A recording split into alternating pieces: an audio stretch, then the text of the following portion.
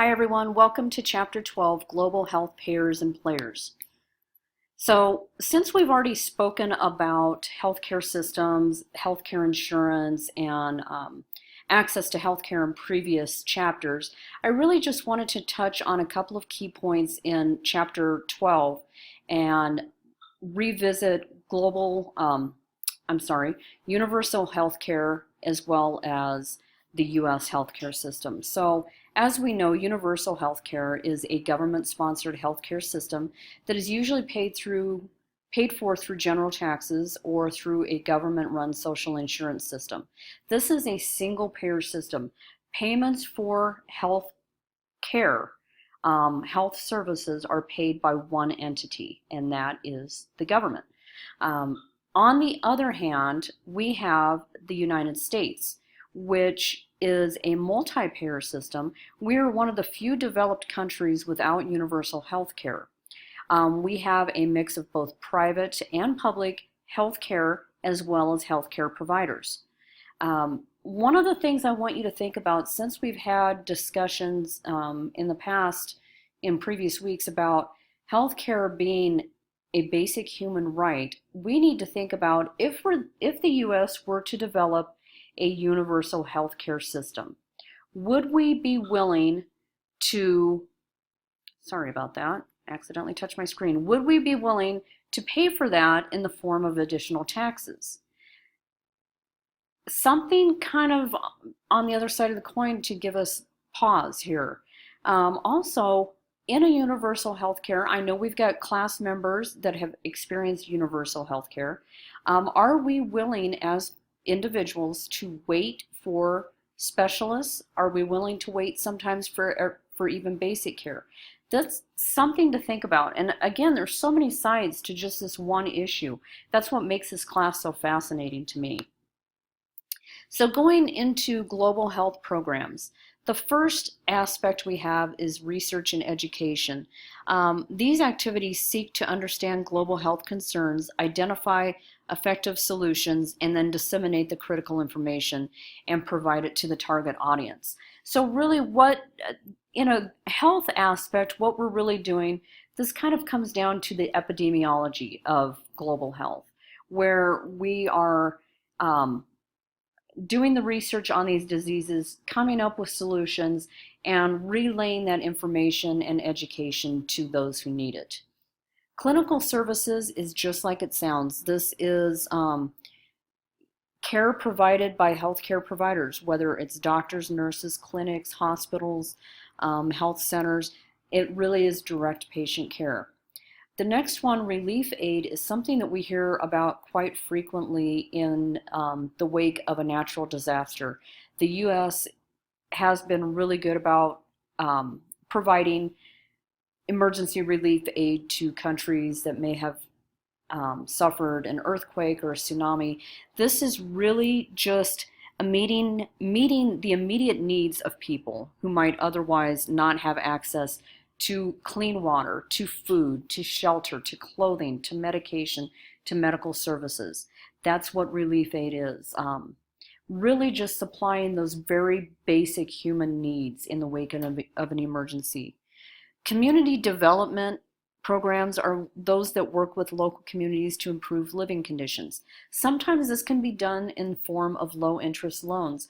I think this is a really great sort of incentive for communities to improve on their infrastructure in the form of these loans, because it's not necessarily enabling one, it's educating them and allowing them to make that change on their own, just with a little hand up. Then we have advocacy, and we frequently hear of advocacy, I have a hard time saying that word, in the form of being that voice for others. There are some times that voices are not heard, whether it's the voices of children, the voices of elderly, the voices of those in poorer communities. So sometimes we need that advocate to be that voice, to make those voices heard. So as the book states, advocacy initiatives aim to increase awareness of a specific cause and to influence policy and resource allocation decisions related to that cause. Amnesty International is a great organization that really does nothing but advocate. Then we have logistics. These are the efforts to deliver the food, water, medication, medical supplies, and clothing, or whatever these communities need.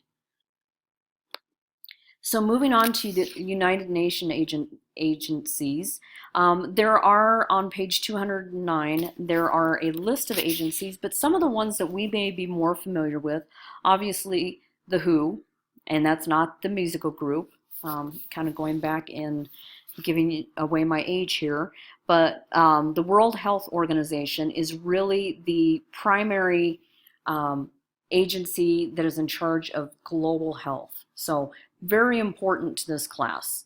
I think we've all heard of UNICEF, and they are, I'm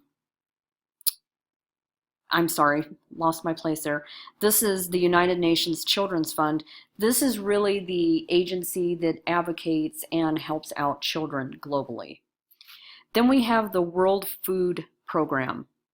Really, just like it sounds, they're the agency that is charged with combating hunger on a global level. And we have our International Labor Organization. This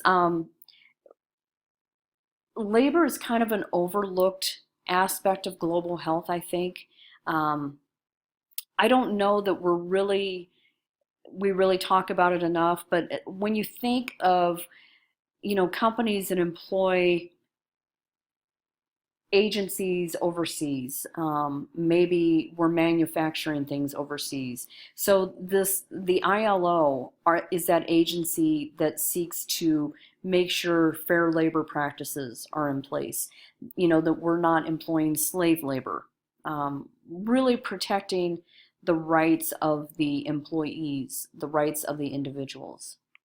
So it was really short and sweet, Chapter 12 was, and I think so much of it was covered in previous chapters. I think if I were to go into it more, it would be a lot of repetition, and I don't want to bore you with that.